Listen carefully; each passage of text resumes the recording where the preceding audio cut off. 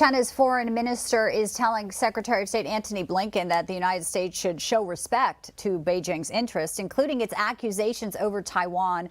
It came in a phone call, and it also comes ahead of Blinken's trip to Beijing this weekend. The two held this call today, during which Blinken stressed open communications between the two countries. Of course, all of this comes amid increased tensions between China and the U.S. around many issues, from spy allegations to a battle over semiconductors. Blinken, as you may recall, had scrapped a trip to Beijing in February after a suspected Chinese spy balloon flew over the United States for days. John? Yeah, that's right. And the Secretary of State joining President Biden yesterday at the Chiefs of Mission event at the White House. The president thanked U.S. diplomats serving overseas while also touting his administration's foreign policy agenda. Biden also making an unusual comment, as it's being described, about his administration. And critics say it's finally something truthful. Listen. I look around this room and say, what the hell happened to my administration? Why aren't you here permanently in Washington? I need help. Joining us now to discuss all of this is the author of The Great U.S.-China Tech War, Gordon Chang. Gordon, great to have you in today. Thank you, guys. Let's talk a little bit about this trip for Blinken. Of course, it was expected months ago. The balloon floated over our, nation for days. But also, in addition to this, Gordon, there was this spy base on Cuba making headlines that sort of confused a lot of, folks, because at first they were saying it didn't exist, and then National Security Council spokesman John Kirby says the initial reporting is more accurate after they got more information. Let's take a listen and get your reaction. The fact that we came out a couple of days later and provided some clarifying information does not mean and should not be taken, as I've seen in some of the press reporting, as some kind of walk back. The original reporting, as we said, was inaccurate.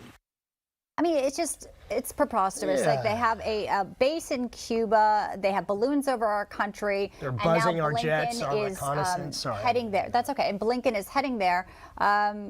It doesn't foretell a very positive trip already. Yeah, it doesn't. Because the Chinese foreign minister, as you said, they are saying that the United States should show respect.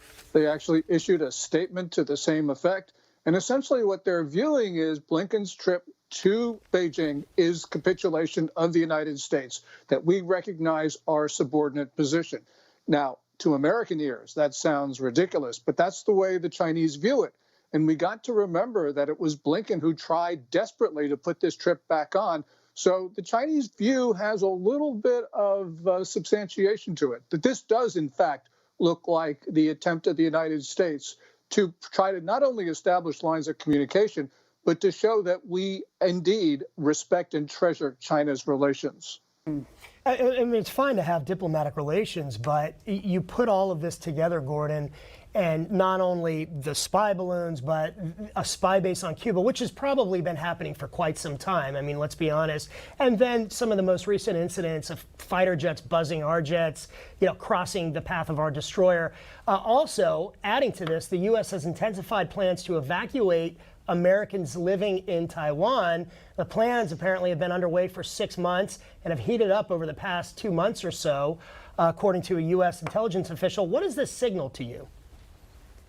It signals that the administration is indeed concerned. And by the way, I can understand the plans to evacuate Americans from Taiwan. But why are we not hearing about plans to evacuate Americans from China? Because if there is a problem in Taiwan, it's because of China.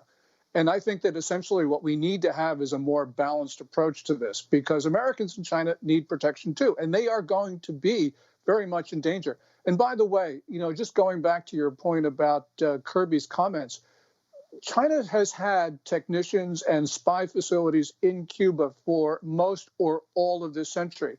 And right now, there appear to be 3 of them: Lourdes, Bayucol, and Santiago de Cuba.